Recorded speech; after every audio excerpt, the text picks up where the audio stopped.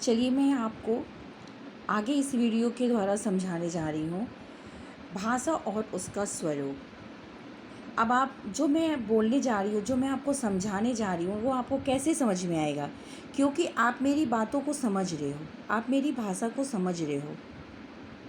अगर आप normal way में देखो, जनरल वे में देखो कि मैं आपको क्या कहने जा रही हूँ, क्या बताने जा रही हूँ, और आप मेरी बातों को सुन रहे हो, समझ रहे हो, तो सिंपल वे में देखते हैं बेटा कि ये भाषा है।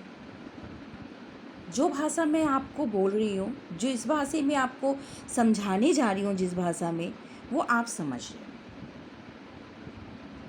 तो भाषा और उसका स्वरूप।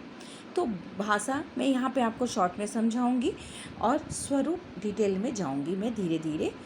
बट चलिए आप मेरी वीडियो में बने रहेंगे, हमेशा देखेंगे तो आपको हर एक चीज़ का नॉलेज होता रहेगा। भाषा और उसका स्वरूप। भाषा शब्द को भास धातु से निर्मित माना गया है। धातु रूप होता है बेटा, उसमें भास धातु होता है, उससे निर्मित माना गया है, जिसका अर्थ है बोलना, बोलने की प्रक्रिया। जैसे मैं बोल रही हूँ और आप समझ रहे हो। मनुष्य के अस्तित्व के साथ साथ जुड़ी है।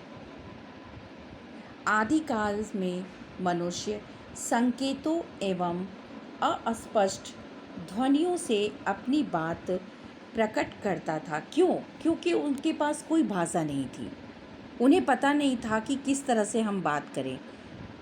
फिर भी देखो, संकेतों के द्वारा वो समझते थे, तो संकेत के माध्यम से वो अपनी भाषा को समझा देते थे, जो हमारे पूर्वज थे। किंतु जब सभ्यता का विकास हुआ और उसने परिवार की संरचना की तथा बस्तियां बनाकर रहना सीखा, जब जैसे जैसे धीरे धीरे सभ्यता का विकास होने लगा, जब सभ्यता का विकास होने लगा तो फैमिली बढ़ने लगी।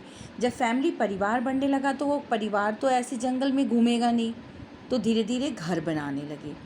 तो इस तरह से विकास होता चला गया। तो उसे एक ऐसे साधन की आवश्यकता पड़ी जिसके द्वारा वह अपने भावों और विचारों का आदान प्रदान कर सके। जब घर बना के इंसान रहने लगा तो उन्हें ऐसा लगा कि संकेतों के द्वारा हर एक चीज़ों को समझाया नहीं जा सकता, तो धीरे धीरे वो शब्द का विकास करने लगे और नाम देने लगे। सिंपल अगर मान लीजिए देखा जाए कि खाने की चीज़ें हैं, हमें कैसे पता चला कि चावल है, हमें कैसे पता चला दाल है, हमें कैसे पता चला सब्जी है। सब्जियों में भी आप देख रहे हो कितने हैं, बहुत सारे हैं। ये आलू है, प्याज है, टमाटर है, कैसे पता चला? जैसे शब्द का, भाषा का विकास हुआ धीरे धीरे। जैसे जैसे आवश्यकता, जैसे कहते हैं ना, आवश्यकता आविष्कार जैसे होती है उसकी जननी मानी जाती है। तो जैसे जैसे आवश्यकता होती वैसे वैसे आविष्कार होता है। मनुष्य की इसी आवश्यकता ने भाषा को जन्म दे दिया। जैसे जैसे ज़रूरत हुई तो वैसे वैसे भाषा का जन्म हुआ। अतः मनुष्य ने अपने भावों और विचारों को व्यक्त करने के लिए भाषा का सहारा लिया। उसने विभिन्न वस्तुओं के लिए प्रतीक शब्द बनाए। अपने भावों और विचारों के आदान प्रदान के लिए भाषा का विकास किया। धीरे धीरे उनको समझ में आने लगा कि कौन सी चीज़ों को किस तरह से बोला जाता है, और वो धीरे धीरे समझने लगे, और ऐसे ऐसे भाषा का विकास होने लगा। भाषा का रूप स्थिर रखने के लिए कुछ नियम बनाए। ऐसा नहीं है कि आज हमने इसको सब्जी बोल दी, आज मैंने इसको टमाटर बोल दिया तो कल इसको आलू बोल देंगे, नहीं।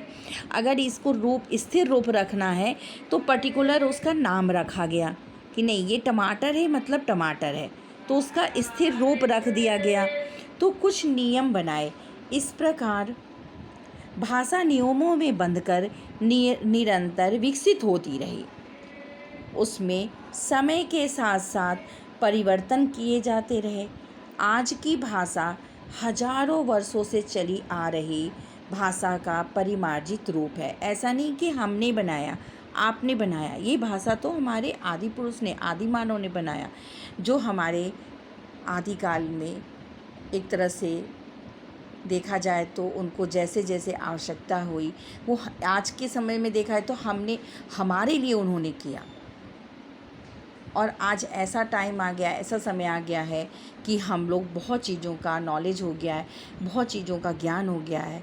तो जब तक इनका ज्ञान अगर पाना है तो आपको व्याकरण में जाना पड़ेगा, ग्रामर में जाना पड़ेगा। आप कुछ नहीं तो बेटा आप मेरी बस ऐसी छोटी छोटी वीडियो को सुनते रहेंगे तब भी आपको समझ में आएगा। अतः भाषा ध्वनि प्रतीकों की वह व्यवस्था है जिसके द्वारा मनुष्य परस्पर अपने विचारों का आदान प्रदान करते हैं। जैसे जितनी बातें आज मैंने आपको बताई, समझाने की कोशिश की, क्या था? ये भाषा था।